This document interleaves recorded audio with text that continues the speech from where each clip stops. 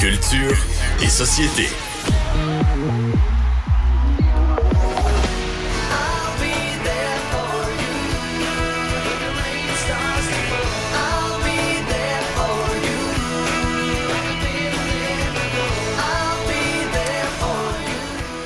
Ah ben ça, c'est vraiment toute une onde de choc pour notamment les fans de la série culte Friends. Le décès soudain de Matthew Perry, qui incarnait le rôle de Chandler Bing à l'âge de 54 ans. Il a été retrouvé au cours de la fin de semaine, inanimé dans son jacuzzi. Salut Anaïs. Allô Alexandre, tu l'as tellement bien dit, onde de choc. Et sur les médias sociaux, ça a été vraiment un raz de marée, là, je dirais, d'amour à l'égard de cet acteur-là qui a joué dans, tu sais, comme tu l'as mentionné, Friends, ça a vraiment été un phénomène de société, là, au-delà des acteurs en soi. Encore à ce jour, on en est rendu en 2023 et cette série-là qui a joué de 1994 à 2004 continue d'être rediffusée. Bon, certaines choses ont mal vieilli, là, vous direz, mais règle générale, Friends, ça reste quand même dans les séries qu'on peut mettre aux côtés de Sex and the City, vraiment, qui vont marquer, je vous dirais, l'histoire. Et justement, on l'a retrouvé ce week-end. C'est sa famille qui a pris la parole sur les médias sociaux. On n'a pas beaucoup de détails pour l'instant. Décédé, 54 ans. Il n'y a aucun membre de Friends, entre autres, aucun personnage, personne de la distribution qui a encore pris la parole. Et ce qui se dit, là, ce qu'on peut lire, notamment, là, il y a eu une entrevue dans le Journal de Montréal avec des journalistes qui connaissaient bien cette gang-là, disant il y a sans doute un seul message qui sera publié de la part de toute cette gang. Et ça a été incroyable de voir cette fin de semaine, tout ce qui se passait notamment à New York, même si pourtant l'émission en soi était tournée, je rappelle aux gens, en studio en Californie. On nous faisait vivre la vie new-yorkaise de 5 amis. Moi, je suis certaine qu'il y a plein de gens, Alex Kahn, qui ont fait leur bagage très jeune pour aller vivre à New York en espérant un peu vivre ce qu'on voyait dans cette émission-là. Et dans le West Village, ce week-end, 90 Bedford Street, qui était l'appartement dans Friends. Là, il y a des images partout. On voit, il y avait une petite pluie là, ce week-end. Donc, les fans et ceux de tous les âges qui étaient sur place pour mettre des fleurs au sol, évidemment, pour prendre quelques minutes afin de penser à cet acteur-là qui a un lien aussi avec le Canada. Il y a Justin Trudeau qui a pris la parole ce week-end sur les médias sociaux. Donc, je vous rappelle que Matthew Perry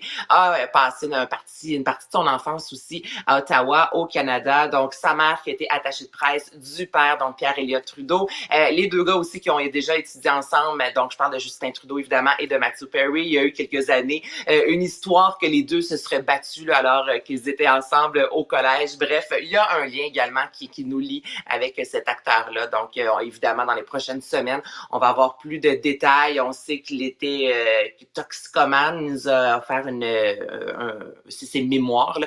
Il y a un an de ça, environ 10 ans, avoir vécu plus de 15 des cures de désintoxication. Là. Donc, c'est à suivre. C'est sûr qu'on va en apprendre davantage d'ici les prochaines semaines. Ouais, une dépendance à l'alcool, aux analgésiques. Et là, il y a bien sûr des analyses toxicologiques qui ont été faites sur sa dépouille. On aura les résultats éventuellement, c'est clair. Dans un autre ordre d'idée, sur une note un peu plus réjouissante, là, Anaïs, chanteur masqué, il y a 2 participants de l'émission qui ont été démasqués et il y a un nouveau concurrent qui se joint à l'aventure. On écoute ça. Oh my God, we're back again. Brothers, sisters, everybody sing. Gotta bring the flavor, show you how. Got a question for you, better answer now. Am I original?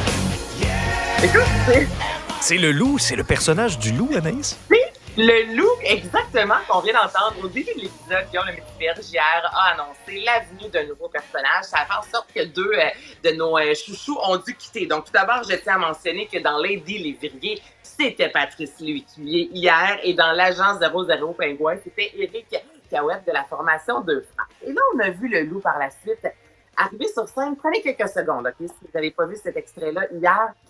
C'est Halloween, évidemment. Lorsqu'on pense à Halloween, Backstreet Back, là, des Backstreet Boys, c'est devenu un classique avec le vidéoclip qui se passait dans une maison hantée déguisée en zombie. Et là, on voit le loup, il y a un côté très rock qu'on vient d'entendre, Alexandre. Oui, justement. il y a du rock dans la voix, là.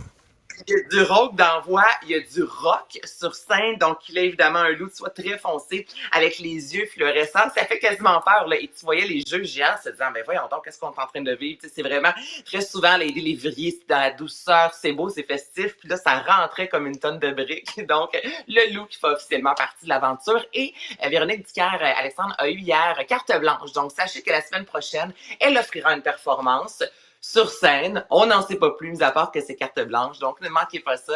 Ce sera dès 18h30, évidemment. Et par la suite, il y a toujours Révolution. Ben, tu parles de Révolution. Il y a 11 nouvelles dates annoncées pour Révolution en tournée. Ouais, quand on parle d'un succès, je pense qu'on parle, entre autres, de Révolution, tournée qui connaît, ben oui, un succès, mais c'est tant sur scène qu'à la télévision. Et là, comme tu l'as mentionné, 11 nouvelles dates parce que on en ajoute, ça se vend. On en ajoute, ça se vend. Alors là, sachez que vous pourrez voir, ça va commencer au mois de mars prochain. Donc, des dates Montréal, Québec, Gatineau, Trois-Rivières ou encore Sherbrooke. Et c'est disponible dès aujourd'hui, dès le moment où on se parle. Donc, vous allez faire un tour sur le site officiel de Révolution pour vous procurer vos billets. Il faut voir ça une fois dans votre vie. C'est vraiment, mais vraiment un beau spectacle pour toute la famille, Alexandre. Merci, Anaïs. Bye bye!